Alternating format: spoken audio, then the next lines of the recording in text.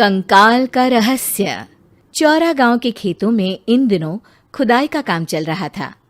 असल में इसी गांव से होकर एक अच्छी सड़क गुजरनी थी, इसलिए यहाँ खुदाई शुरू की गई थी। अचानक एक दिन खुदाई करने वाली मशीन से कुछ टकराता है।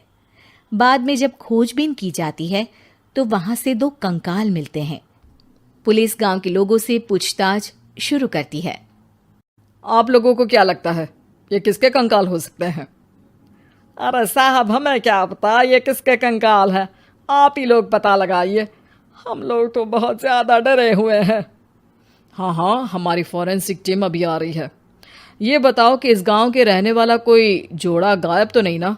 क्योंकि शुरुआती जांच में तो ये बात सामने आ रही है कि एक कंकाल किसी पुरुष का है तो एक किसी महिला का। साहब, हमें तो बहुत डर लग रहा है। ऐसे कंकाल मिलने का मतलब गांव के आसपास ही किसी की हत्या हुई है या फिर किसी को जलाकर मार डाला गया है। हाँ साहब, हम अपने परिवार को लेकर बहुत ही ज्यादा परेशान हैं। देखिए, आप लोगों की परेशानी हम समझ सकते हैं, लेकिन आप लोगों को पुलिस का सहयोग करना होगा, क्योंकि आपके सहयोग के बगैर हम ये पता नहीं लगा सकते हैं कि आखिर ये किसके कंकाल है और इनकी हत्या किसने की। ठीक है साहब, गांव के लोग आपका पूरा सहयोग करेंगे। हाँ साहब, पूरा सहयोग करेंगे।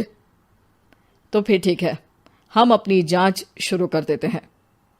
कुछ दिन बाद जांच रिपोर्ट आ जाती है। पता चलता है कि ये कंकाल करीब 20 साल पुराने हैं, यानी 20 साल पहले किसी जोड़े की हत्या कर शव को यहाँ पर दबा दिया गया था। इंस्पेक्टर राघव, ये बताओ कि 20 साल पहले की मर्डर मिस्ट्री क्या अब सुलझ सकती है? हाँ सर, क्यों नहीं। लेकिन अब सबूत और गवाह काफी मिट गए होंगे। मुश्किल तो होगी, लेकिन शायद किसी परिवार को इंसाफ मिल सके।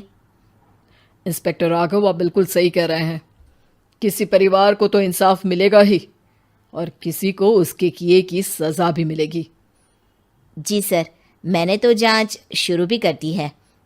20 साल पहले इस गांव के 2 जोड़े अचानक कहीं गायब हो गए थे। मैंने दोनों ही परिवारों के बाकी के सदस्यों से बातचीत शुरू की तो उन्होंने बताया कि उनके बच्चे शहर गए थे, लेकिन आज तक वापस नहीं लौटे हैं। लेकिन ये दोनों शव किस परिवार के सदस्यों के हैं, ये कैसे पता चल सकेगा? सर, मैंने डीएनए टेस्ट करवा लिया है। आज शाम तक इसकी रिपोर्ट भी आ जाएगी। अच्छा, ठीक है। उसी शाम को सर, डीएनए रिपोर्ट के मुताबिक ये दोनों ही लाशें चौरा गांव के रहने वाले प्रधान सुल्तान सिंह के बेटे और बहू की है। लेकिन इनकी हत्याएं किसने की है, ये कैसे पता लगेगा? इसी का तो पता लगाने की कोशिश में जुटा हूं सर। आज सुल्तान सिंह से मिलने भी जा रहा हूं। मेरा बेटा और बहू तो मेरे लिए सिर्फ यादों में ही रह गए थे। हमें उनकी लाशें तक नहीं मिल सकी थी। आज 20 साल बाद उनके कंकाल मिले हैं। मैं अब किसके लिए जीऊं?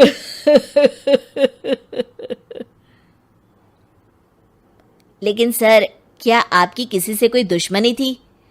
अपने बेटे बहू की हत्या के लिए आप किसे जिम्मेदार मान रहे हैं?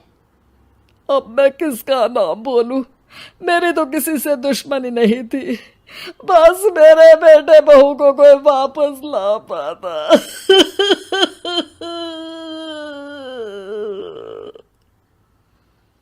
इसके बाद सुल्तान सिंह फूट फूट कर रोना शुरू कर देते हैं। सर, अब आप इनका अंतिम संस्कार करवा सकते हैं। कम से कम इनका शरीर ना सही, इनका कंकाल तो आपको मिला है। लेकिन हाँ, अगर आपको कुछ भी याद आए तो जरूर बताइएगा। मेरी तो बेटा अब उम्र हो गई है, लेकिन मेरे बेटे और बहू के हत्यारों का जरूर पता लगाइएगा, क्योंकि जब तक हत्यारे पकड़े नहीं जाएंगे मेरा मन नहीं मानेगा। सर, हमारी पूरी कोशिश रहेगी हत्यारे को पकड़ने की। लेकिन एक बात बताइए, उस वक्त आपको किस पर शक गया था? उस वक्त मेरे एक ड्राइवर को पकड़ा गया था, लेकिन सबूतों के अभाव में उसे छोड़ दिया गया था। अच्छा, और ड्राइवर पर कैसे शक हुआ था? क्योंकि उस दिन ड्राइवर छुट्टी पर था। उस समय लेकिन लाश क्यों नहीं मिल सकी थी? उस वक्त पुलिस ने बहुत कोशिश की थी, लेकिन दोनों की डेड बॉडी नहीं मिल सकी थी। ठीक है, हमारी तफ्तीश चल रही है, मैं फिर आऊंगा। इसके बाद इंस्पेक्टर वहां से चला जाता है और सुल्तान सिंह अपने बेटे और बहू की याद में खो जाते हैं। कुछ दिन बाद सुल्तान सर, एक बात बताइए, जब आपके बेटे बहू की हत्या हुई थी, उसी के आसपास आपके ही गांव का रहने वाला एक और जोड़ा उसी वक्त गायब हो गया था ना? हाँ सर, अलका और अभिषेक, वो भी मेरे बच्चों जैसे ही थे। तो फिर वो कहाँ है? उनका भी आज तक पता नहीं चल सका, लेकिन बताते हैं कि कुछ साल पहले अभिषेक को गांव के ही किसी आदमी ने मुंबई में देखा था, लेकिन फिर वो गायब हो गया। यानी अभिषेक और अलका की हत्या नहीं हुई थी, बल्कि उन्होंने किसी वजह से खुद ही गांव छोड़ दिया था। हाँ, हो सकता है, क्योंकि अभिषेक मेरे बेटे संतोष का अच्छा दोस्त था और उसका मेरे घर भी आना जाना लगा रहता था। हो सकता है कि उसने मेरे बेटे और बहू के बारे में सुन लिया हो और ये गांव छोड़ दिया हो सकता है। उनके परिवार का कोई अब नहीं रहता क्या इस गांव में? अब तो कोई नहीं रहता। एक चाचा थे, लेकिन उन्होंने भी अपना पुश्तैनी मकान बेच दिया है। वो भी अब कहीं शहर में ही बस गए हैं। ओह, अभिषेक और अलका के बारे में भी पता लगाना होगा। हो सकता है कि वही इस हत्या के बारे में कुछ बता सके। हो तो सकता है, लेकिन वो बेचारे तो खुद ही वक्त के मारे थे, वो क्या बताएंगे। फिर भी सर, जब केस दोबारा खुला है तो जांच तो करनी ही पड़ेगी, और इस बार तो लाशें भी बरामद हुई है। कुछ दिन तक लगातार तफ्तीश चलती रही। एक दिन थाने से सुल्तान सिंह को फोन आता है। हाँ, कौन बोल रहा है?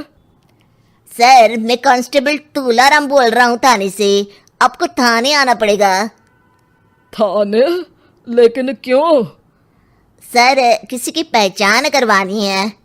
अच्छा ठीक है, मैं दोपहर तक पहुंचता हूँ। सुल्तान सिंह दोपहर में थाने पहुंचता है। कई पुलिस के अधिकारी वहां मौजूद रहते हैं। सर, आपके बेटे की हत्या का रहस्य आज शायद सुलझ जाए। अच्छा इंस्पेक्टर राघव, पर वो कैसे? सर, उस आदमी को देखिए, क्या वही अभिषेक है? सुल्तान सिंह की आंखों में हैरानी से आंसू आ जाते हैं। हाँ सर, यही अभिषेक है। ये आपको कहाँ से मिला? सिर्फ अभिषेक ही नहीं, बल्कि इसकी पत्नी अलका भी इसके साथ है। मैडम, जरा अभिषेक की पत्नी को लाइए। जैसे ही अलका को पेश किया जाता है, सुल्तान सिंह जमीन पर गिर जाते हैं। सुल्तान सर, क्या हुआ आपको? आप अलका को देखकर गिर क्यों गए? सुल्तान सिंह सर पकड़कर बैठ जाते हैं। ये अलका नहीं, बल्कि ये तो मेरी बहू रितु है। पूरा थाना एक दूसरे का मुंह देखने लगता है।